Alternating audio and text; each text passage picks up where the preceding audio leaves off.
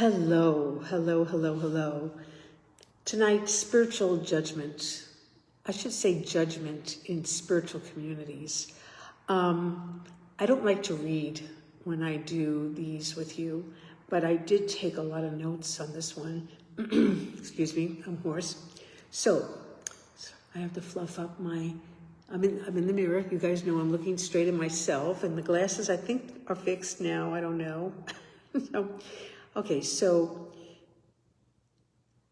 I have incurred, like many of us, a lot of judgment from people throughout my life, most intensely in the last 10, 15 years in my spiritual community due to one person who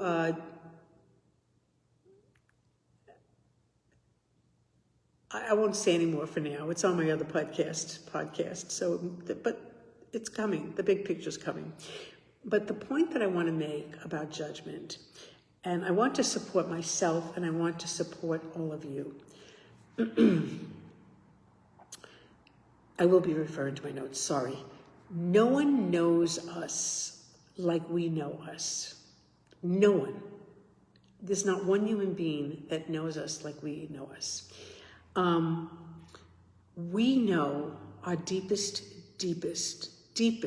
heart dreams that we don't even speak on. They're so deep and they're so silent, and for so many reasons we don't speak about them. And that's another subject. So no one can understand why God might be giving us certain experiences. No one knows why, but a lot of people think they know why. And so when they see you going through hell, well, I listed everything. When they see you going through things, they judge it. A lot of people judge it. I have to slow down. So a lot of people judge it. I'm going to go point by point here so we can all follow. We can all follow my points. No one can understand, including ourselves, because we don't find out till later down the line. 10, 30, 40 years later, we don't really see the whole picture. Excuse me. So they don't know our dreams. They don't know our destiny. And often we don't either. Okay, unless you have a really clear dream that you know is going to take years and years and years. So if you have a dream, example, if you have a dream of justice, that in this lifetime you want to see a degree of justice, and you are going to put your body on the line to create more justice. So you will be put in corrupt situations. Now I can say this now looking back, because I was just going from one corrupt environment after the other. But now I see what God was doing with me. He will put you in corrupt situations if you are intending to intervene on the planet on the issue of justice. So he will put your body on the line in corrupt situations so you can learn the game, so you can experience the pain of the corruption. And also, he gets to watch. God watches everything. He, she, the universe gets to watch how these people act with you in particular, because you're the one who has the dream. You're the one who's going to put your body on the line. You're the one who's sacrificing. So you're like bait. Like God just throws you not only in as bait to see how they handle you, but you get to see how the system works and what it feels like to be at the effect of injustice. So potentially the response from people could be that people will say, like for me, I go from one injustice to another. I go from one slumlord to another. And I always end up in court.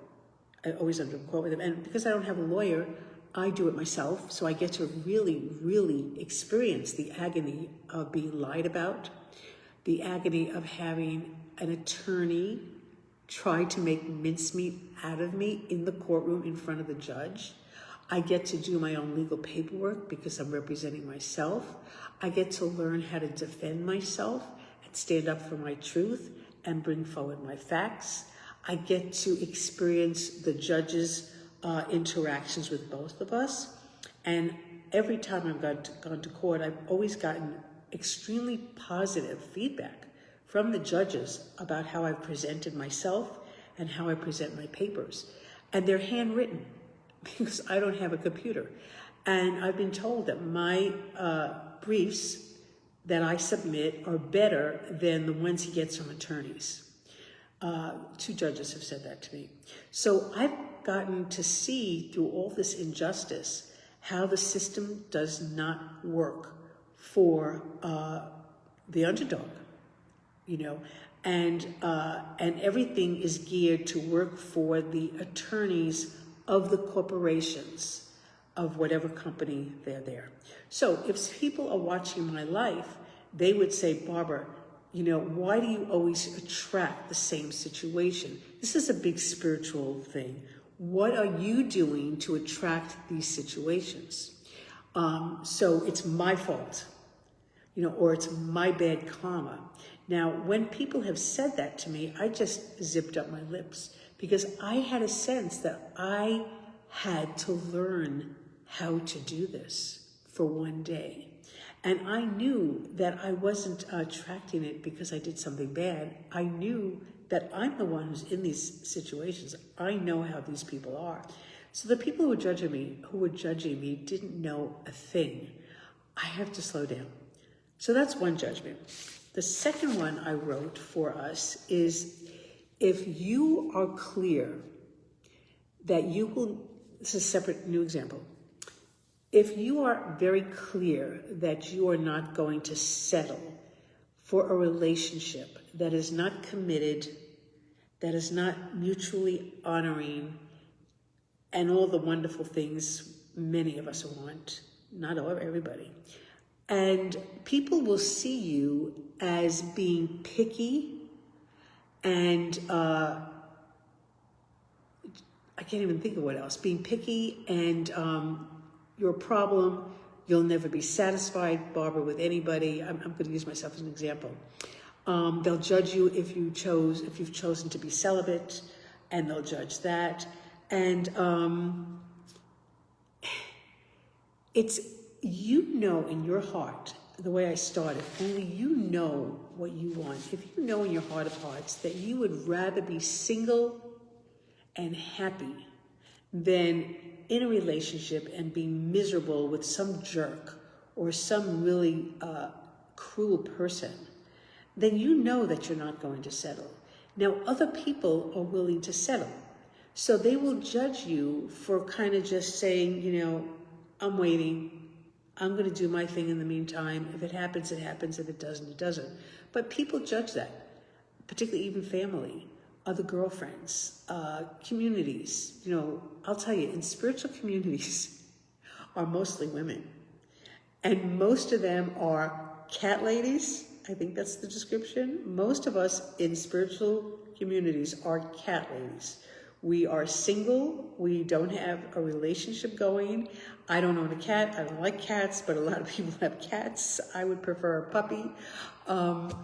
So there's judgment about that we should be married. Even our government tells us we should be married and having 50 kids. I mean, what? How dare they? So that's another judgment that people really don't understand. And so number 3, an example. If you are, I can't read my handwriting. Okay, if your destiny or your dream is to build an empire. I mean, you're just going to build an empire.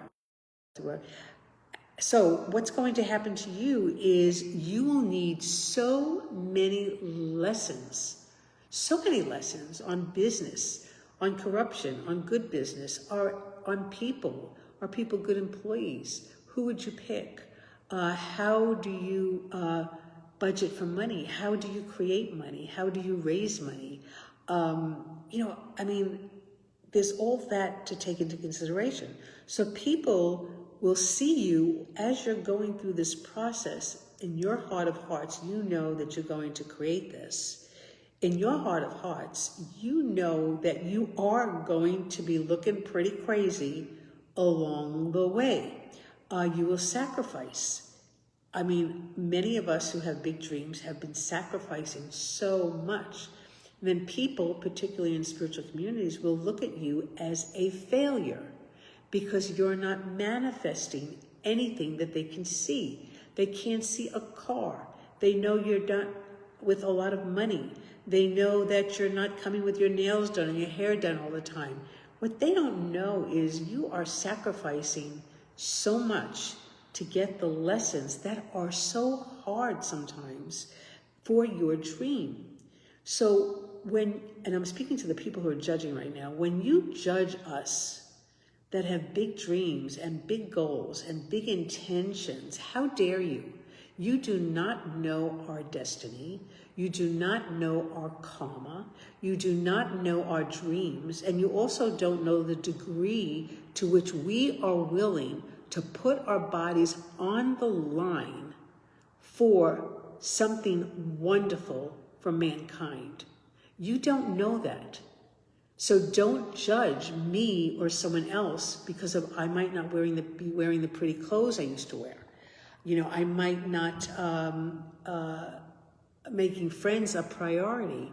You get what I'm saying here is people just stop the judging us, because one day we are going to be at the top, shining in our temples came to mind, in our temples, glorifying and having manifested something magnificent because we sacrificed and we put ourselves on the line, and we also will remember who mocked us, humiliated us, and put us down while we were growing ourselves up to meet this massive dream that we have. So keep that in mind, people. Don't come running to us when our dreams are manifested, trying to get a piece of the puzzle, because we document. People like me, we remember. We may not say anything, but we document. Who was it? Who was the disciple of Jesus who was always writing? Oh God, I can't remember. Who was the one who was always, I want to say journaling, who was always documenting? Jesus. We document. We write our own little Bible. So those of you who've already, mocked and humiliated us, don't even bother. Don't even bother coming, because the answer is going to be no. I remember what you did. So I'm getting carried away here. I love this. Okay, fourth example. If you deeply, deeply, deeply are devoted to spirit, to God, which is private, which is personal, no one has any idea the depth to which you might be honoring your spirit and your relationship with spirit, with God. Nobody knows. You can't tell. There's nothing on me that you can see whether or not I love God or I don't want anything to do with him. You don't know what I do in my spiritual closet. So people, so I'm gonna go back to that. If you deeply, deeply, deeply love God and you are committed to God's will and you are devoted to the essence of God and spirit and the soul, you have already made a decision to step out of the worldly matrix. You've already made that decision. I don't want to be in the world. I don't want to be of the world. I may be in the world, but I don't want to be of the world, and I'm choosing spirit. I'm choosing my soul. I'm choosing myself with the big S. I'm choosing the spiritual heart. So once you claim that and you are sincere about it, you automatically have already stepped out of the matrix of the world. So what is the response in the world? The response is, let me just add one more thing. Let me go back to that. Okay. I didn't review this, so I'm saying it spontaneously. If you're devoted to God, you will also not be a follower. If you are sincerely devoted to spirit and you have this connection, he is not going to authorize you to follow any human being on the planet. Not even your most holiest of holiest spiritual teachers. The bottom line is God is a jealous God. It says that in the Bible. He only wants to be number one. No spiritual teacher can come between us and God. Yes, we can honor them. We can learn from them as emissaries of God. When push comes to shove, God is the ultimate authority. Now, if you are carrying in your consciousness God as your ultimate authority, then you will not be a follower. You can't be a follower in the world, in the matrix, where everything is upside down and corrupt and evil and cruel. You cannot do both. You are either loving and kind and caring and respectful, or you're on the other side, the matrix behavior. So if you are not a follower, this is what's going to happen. You are going to be considered and judged uncooperative, a problem, and if you're really, really outwardly, visibly, actively standing up for yourself, you will be a threat to the people in the matrix who have already capitulated out of fear into the matrix and into their leadership that they're following. So your light, it's not even your light, God's light that you have nurtured and brought through your every cell of your being radiates out. It doesn't matter if your hair's a mess, if you're a mess, fat, skinny, black, white, it doesn't matter. When God comes into those cells, and even if you're in a wheelchair, even if you're sick, even if you're paralyzed, when that energy comes in, nothing can stop it from radiating out. And people sense it. Particularly jealous, envious, cruel people. So you will be considered problematic, aggressive if you disagree. Instead of being considered assertive, you'll be considered aggressive, a problem, a threat. Did I have any other words here? Because you're not willing to follow, because you're following spirit. The longer and the deeper that you go into the heart of God, usually I have my heart up here behind me, the less tolerant you become of the world and the matrix and people who lie and steal and manipulate and maneuver or slick. Your tolerance for those kind of people gets much, much lower. But at the same time, you are called to a much higher level. At the same time, you have to have a much higher level of tolerance for those people who are sleeping still. So on one hand, you have no tolerance for them. On the other hand, you have to accept that they're on their journey and they have their own time. So this is a whole nother conversation of the balancing act of having tolerance at the same time that you have intolerance. You have to walk down the middle. And at times you will blow up on behalf of spirit, on behalf of God, like Jesus when he turned the tables and said, enough is enough. You are violating my temple, my Father's temple. And then the next minute he's healing and loving the little children. So we have to have the ability to have this spectrum of behavior and attitude and outlook when we are becoming godlike. So in that endeavor, people judge you as a problem. And I talk a lot about protection. They will punish you if you're in a community. They will do anything to get you out of there because you are a threat, not only to the leadership for sure, but you're also going to influence. I'm talking about churches right now. Let's say you're going to influence the congregation. The congregation is going to see you outing them. The congregation is going to see you standing up and saying, no, I'm not going to deal with this. I'm not putting up with this. And so my experiences have been coming up against a lot of unjust corporations where I have to survive in them, but ultimately I have to finally stand up and say enough. And then I end up in the courtroom because I will not act out. And what, I'll use the devil. What the devil and people will do is they will deliberately poke at you, like come at you. They want you to react, like the assisted living in right now.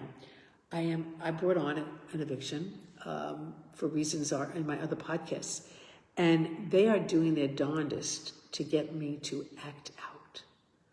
They want me to act out. So they've been breaking into my room, they've stolen stuff, they served me improperly, I was on the toilet while they were serving me.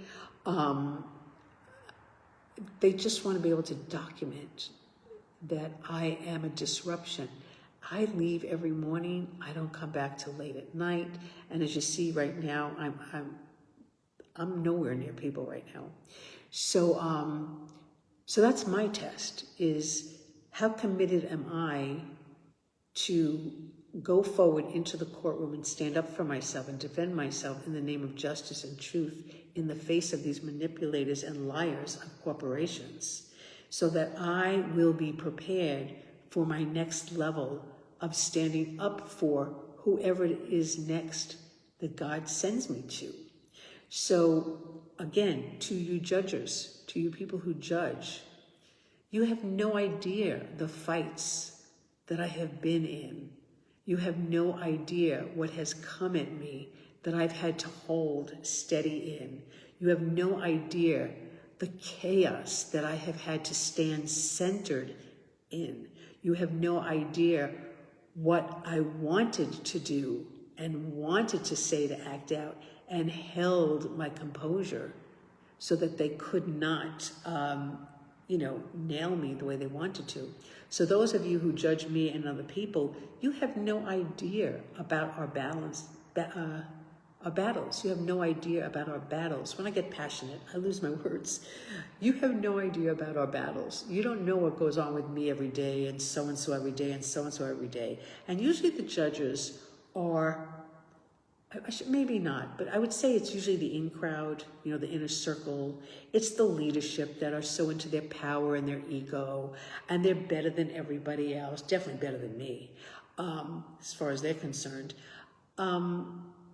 So I want to support my peeps and myself is when we're being judged, it is not easy to hear the judgments and the gossip and the smears. And, eventually, people kind of leak out what's really going on and what's really being said. And I expect to hear it all in the next 2 years because of what I'm going to be doing. It's like when you turn on the light, when you in the kitchen, when you turn on the light in the kitchen, I mean, thank God I always kept my apartments clean, but I know the potential when you turn on the light and, and that roach that's on the floor scurries right under the refrigerator. That's what these people are like. As soon as you turn on the light on corruption, they scurry to hide.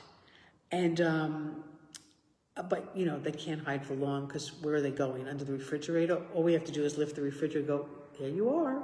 I can see you. So that was number 4. If you're deeply devoted to God, you will be considered a rebel. I have a whole podcast on the greatest rebel was Jesus Christ.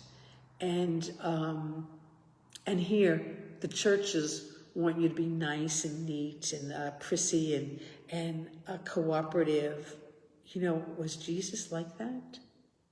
No, he was hardly a doormat. Jesus was not a doormat. Jesus was not a pushover. Jesus had that balance of loving and towing the line and saying, on behalf of God, Jesus said, not on my watch. And those of us who are standing up for justice in our little ways on the planet right now with the government, essentially the message that's inside us, if we're not saying it, is not on my watch are you going to destroy this country. And whatever little piece of the puzzle we are able to do, whether it's calls, whether it's marching, whether it's posting and passing on information to other people. So I guess when we get judged, we should say, not on my watch. Not on my watch do you get to judge me. So staying with the topic of judgment, I had a fifth example of, okay, so this one is legal situations. Some people judge that if you go to court often, you are litigious. And litigious means you just keep going and going and going and suing and suing and suing. Now, there are people who do that. There are people who make a life out of suing and suing and suing and getting more and more money. I don't sue. I'm always the defendant. I'm always defending myself. So, but just the fact that I'm in the courtroom, some people might think that I'm litigious. And someone did say it years ago. And, I don't argue with people about this stuff because, I had a vision. I know where I'm going. And I know the day is going to come when I can look back at that person and say, when you said such and such, this is what I was working towards. And I didn't bother arguing with you. So anyway, when you go to court a lot, or it seems to people that, if you go to court twice, they think you're litigious. Most people get lawyers and can afford them. Well, most can't afford them. But when you have a lawyer, it's a whole different story. You sit in your office, your feet are up, you're in your leather chair, and you don't have to get upset. That's what the lawyer's there. That's what the lawyer's there for.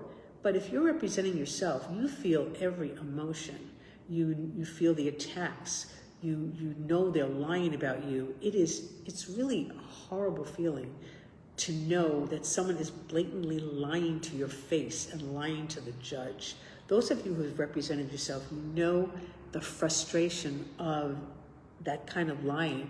And the justice system is not always just.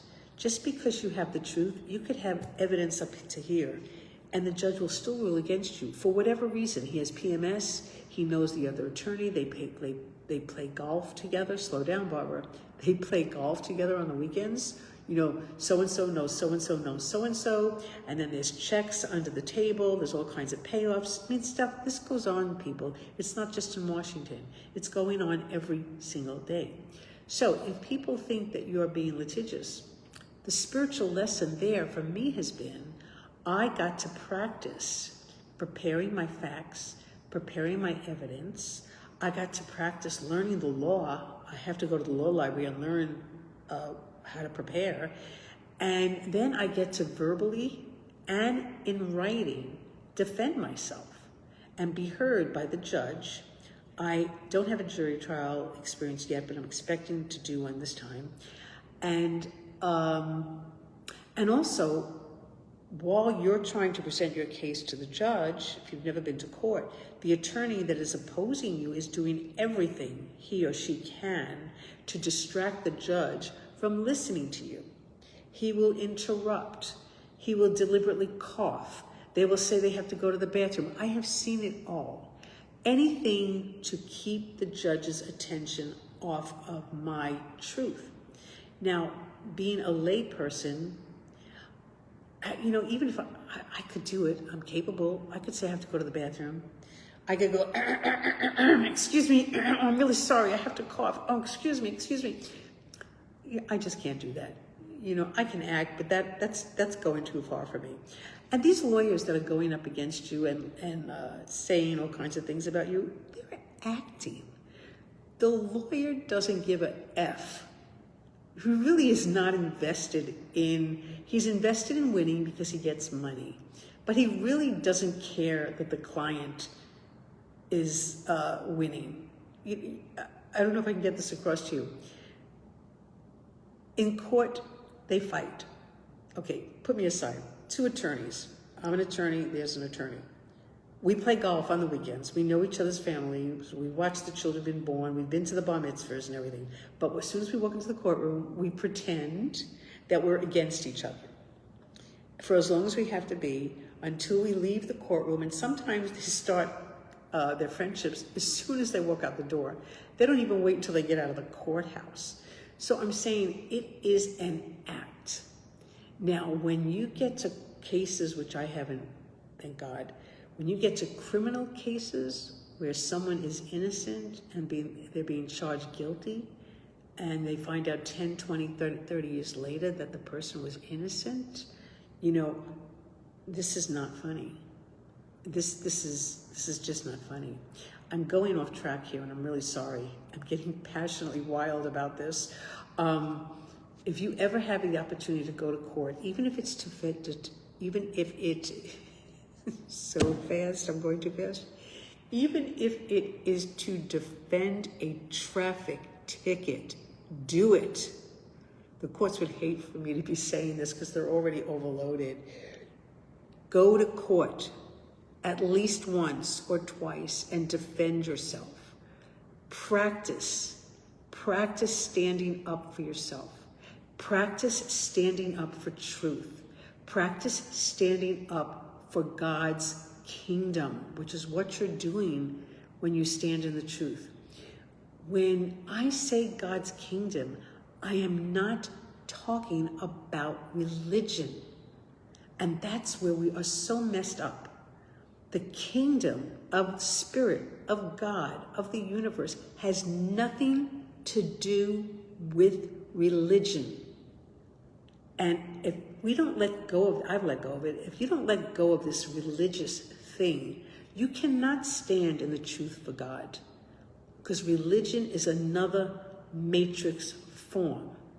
So when I say stand up for truth and stand up for the kingdom of God, I am not saying stand up for Christianity. I'm not saying stand up for Judaism. I'm not saying stand up for Buddhism. I'm not saying stand up for anything except the truth of the spiritual ownership of this massive is not even the word, creation. When you stand in the truth, in your little body, in your little life, in your little soul, I'm just one little soul out of everybody. When you do that, you create a ripple in the universe. It's a cause and effect. When I stand up in court, I may lose, I may get butchered, and there'll be consequences for me. But just going and writing my truth and speaking my truth is an automatic ripple. Now, I may not win my case, but the ripple stays. And the next person behind me who comes in and speaks on behalf of the truth, on behalf of the creation, on behalf of God, benefits from the wave that I have already set in motion. I am benefiting from those before me who have spoken the truth. From Martin Luther King, for the most famous, to the poorest person on the planet who goes into court and represents themselves. I am riding on the shoulders of those who've gone before me on behalf of the truth. And then there'll be people on my shoulders. So just because someone doesn't win doesn't mean they lost. They won. The act of standing in your truth is an automatic win.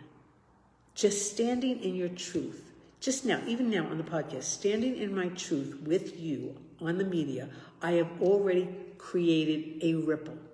Every podcast I make creates a ripple. Every podcast you guys make is a ripple. Now, what kind of ripple are you creating? Are you creating a ripple of goodness for mankind? Or are you creating a ripple of chaos and lies and destruction? Now that's your choice. That's a choice. So my fifth point was, if you are judging me for going to court and representing myself, My question to you, judges, would be, when is the last time you stood up for yourself and your truth, regardless of the consequences, regardless of the fact that they were going to slice and dice you in the courtroom and the whole process leading up to it? So I started out with, the topic was spiritual gaps. It's like they don't teach this in the spiritual classes. They don't teach us how to fight the spiritual path. They don't teach us how to fight in the world. And when I say fight, I mean tough love. When I go forward, I'm using myself as an example. When I go forward in the name of justice, for me, I just lost it. Okay, when I go forward, I'm tired. When I go forward in the name of justice for myself, I lost my thought.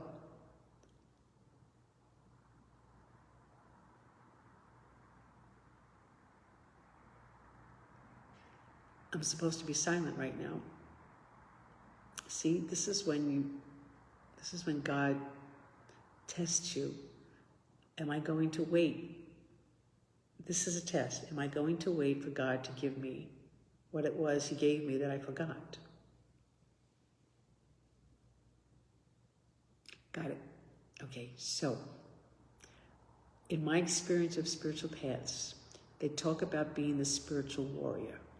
They talk about being ruthless and vigilant in your self-mastery. This is how I interpret it. Mentally, emotionally, physically, in your affairs. Do you do them with integrity, or is it corrupt? And I lost it again. This is fatigue. This is fatigue. But I want to stay with it. I want to honor this. When you go forward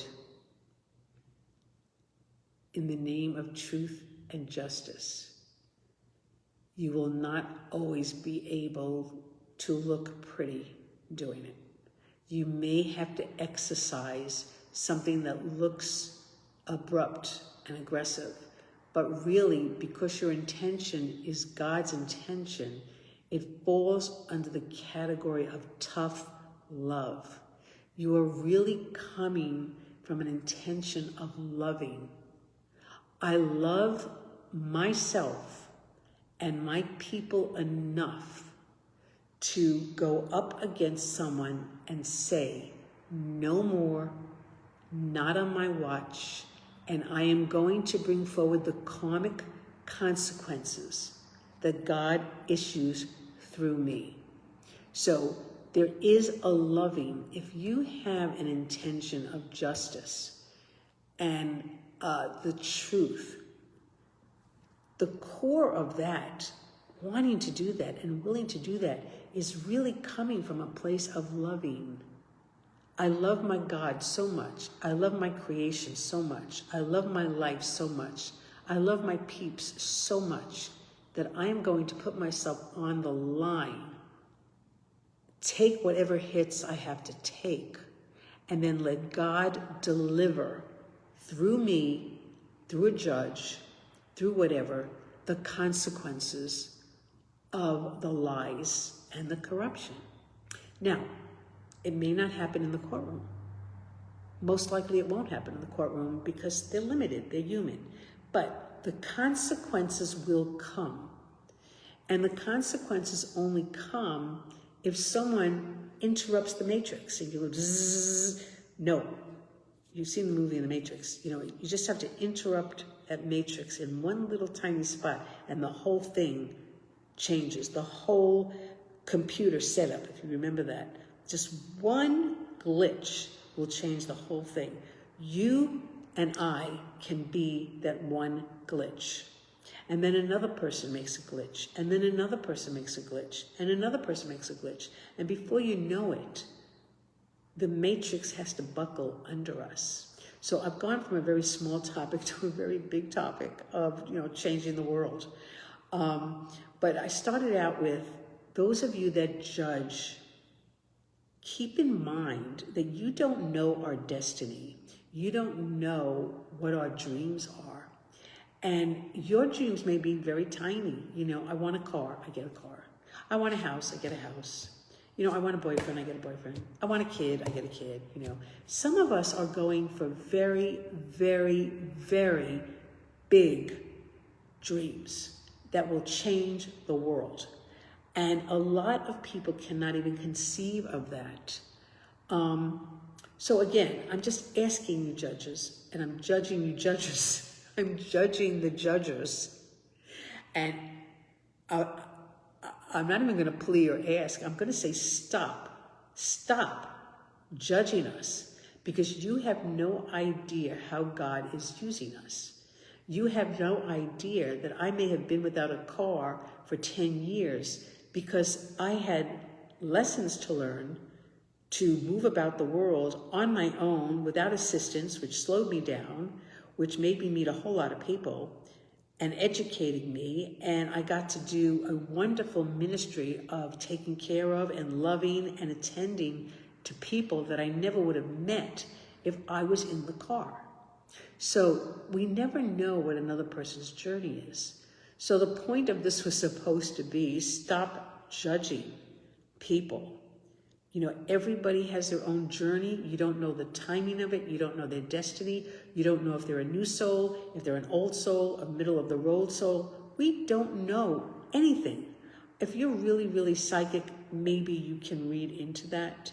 And there's few of those on the planet. But even the people who are psychic and can read that stuff, there is